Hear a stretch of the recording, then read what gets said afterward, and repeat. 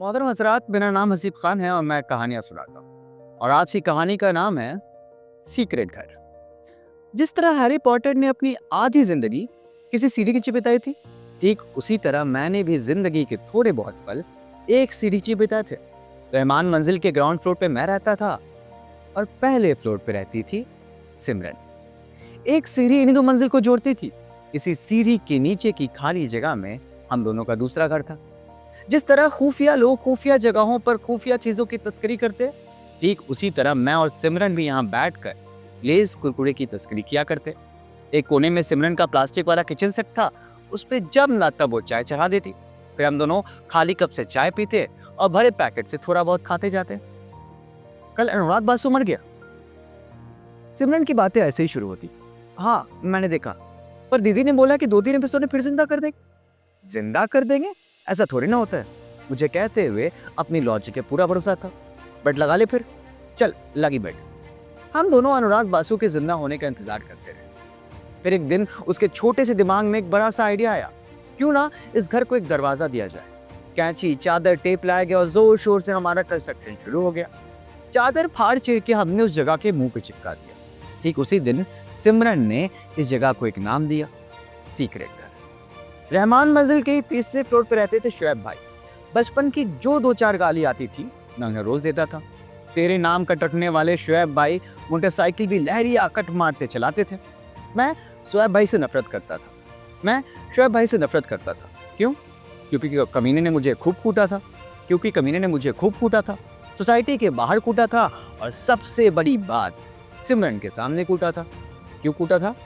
क्योंकि किसी शाम मैंने मस्ती में पेशाब की तेजधार उनके बाइक पे छोड़ दी थी।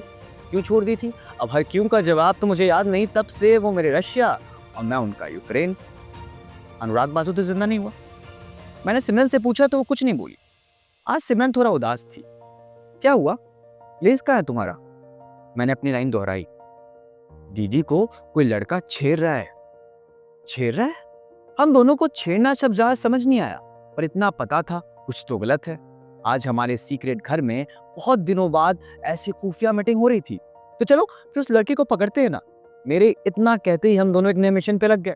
तय हुआ कि सिमरन दीदी की हर चाल पर नजर रखेगी और मैं रहमान मंजिल से हर आने जाने वाले शख्स पर। हर शाम सीक्रेट घर में सीक्रेट मीटिंग होगी और जल्द ही वो लड़का अरेस्ट किया जाएगा। 3 दिन तक ऐसे ही चलता रहा।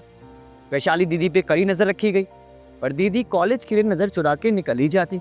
मुझे भी स्कूल ट्यूशन जाना था तो रहमान मंजिल की सिक्योरिटी वीक पड़ने लगी। हमारा मिशन फेल होने लगा।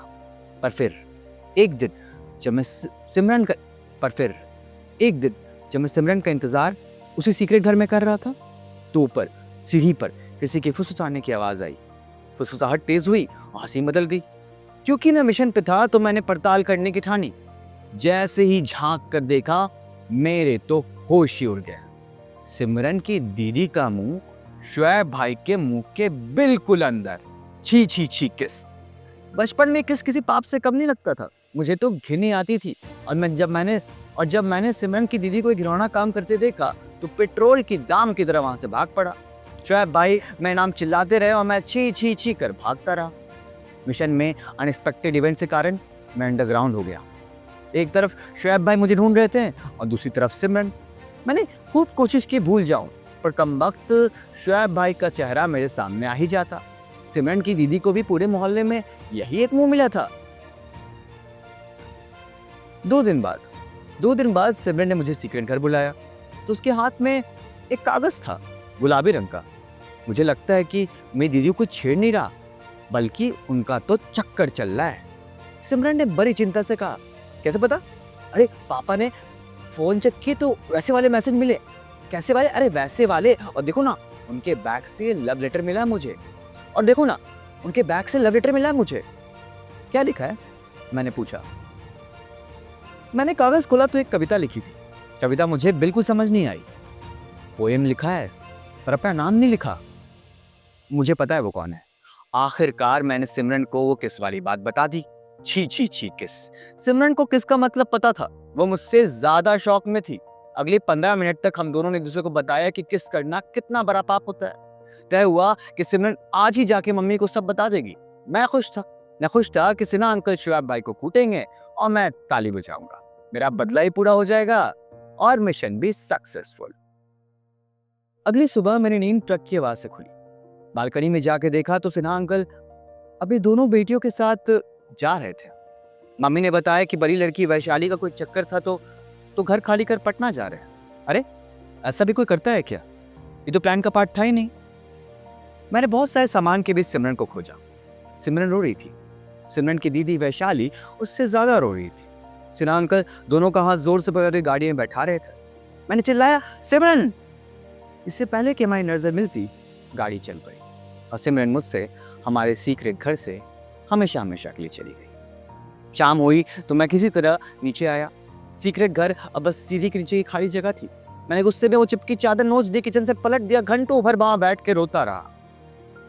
बाहर आया तो देखा गैरेज में शुएब भाई अपनी बाइक पर बैठे कहीं खोए हुए थे। उनकी मेरी दोनों की आंखें मिली। दोनों आंखें रोकर लाल थी। मैंने उससे कुछ नहीं कहा, मैं उससे कुछ कह भी नहीं सकता था। बस उस दिन मैंने शुएब भाई से दुश्मनी खत्म कर दी। समय धीरे धीरे दौड़ने लगा। शुएब भाई ने बिजनेस शुरू कर दिया और बिल्डिंग में लिफ्ट भी लग गई तो सीढ़ी का रास्ता छूट ही गया। तो सीक्रेट घर में भी बिल्डिंग का कबाड़ बढ़ने लगा। पर इन सब बदलते चीज़ों में मैंने और शुएब भाई ने कभी भी अपने दोस्त प्यार को भूलने नहीं दिया।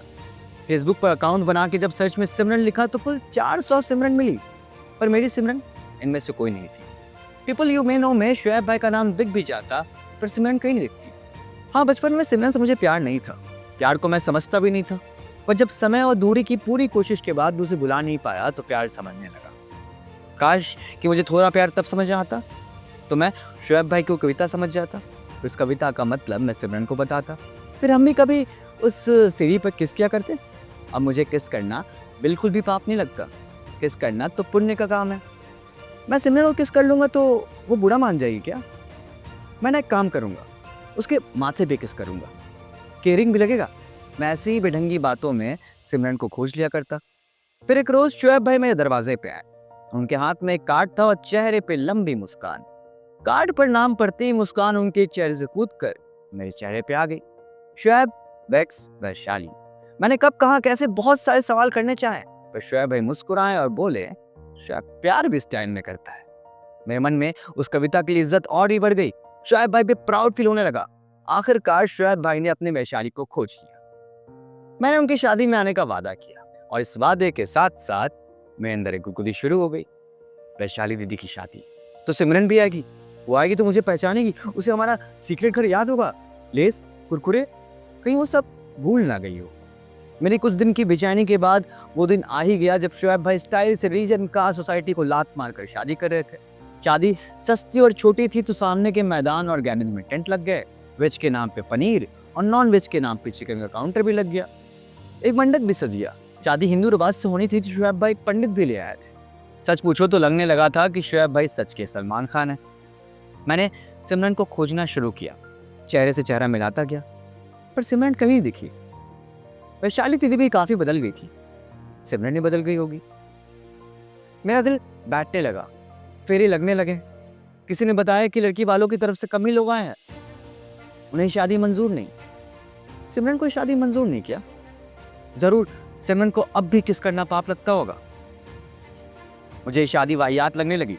चिकन में मिर्च ज्यादा लगने लगी, पनीर से तेल निकलने लगा और मेरी सिमरन फेसबुक की बाकी सिमरनों के बीच फिर कहीं खो गई। भरे मन और खाली पेट के साथ मैंने शादी से विदा लिया। शुएब भाई को बधाई तक नहीं दी। लिफ्ट खराब थी तो सीढ़ी लेने की सोची। मैं सीढ़ी चढ़ने ही वाला था कि मुझे एक लड़की दिखी। लाल लहंगा, खुले बाल, काजल। मैं शक्ल को पहचानने लगा। सिमरन। सिमरन हमारे सीक्रेट घर को बड़े गौर से देख रही थी। उसने झुककर प्लास्टिक का छोटा सा कप उठाया। मेरी सांसें तेज थी। सिमरन ने पलट के मुझे देखा। शायद वो भी मुझे पहचानने लगी थी। समय ने जोर से ब्रेक लगाया और रुक गया। हमारे सीक्रेट घर में बहुत दिनों बाद ऐसे खुफिया मीटिंग हो रही थी। खाली प्लास्टिक कप चाय से भरने लगे। कुरकुरे लेस की तस्करी फिर चालू हो गई। अनुराग बासु जिंदा है। पता नहीं क्यों उसने ऐसा कहा। इससे पहले कि मैं कुछ समझता वो मेरे बाहों में आ गई। ठीक उसी पल मेरे अंदर एक कविता का जन्म हुआ। मन किया किसी गुलाबी कागज में लिख दूं। पता नहीं क्यों मैंने उसके माथे पे किस किया। ये मेरे जीवन का सबसे सुखद पाप था। वो आंखें मीच कर मुस्कुरा रही थी और रहमान मंजिल की एक सीढ़ी हम दोनों की मंजिल को जोड़ने लगी और इसी सीढ़ी के नीचे की खाली जगह में हमारा घर बन गया सीक्रेट घर।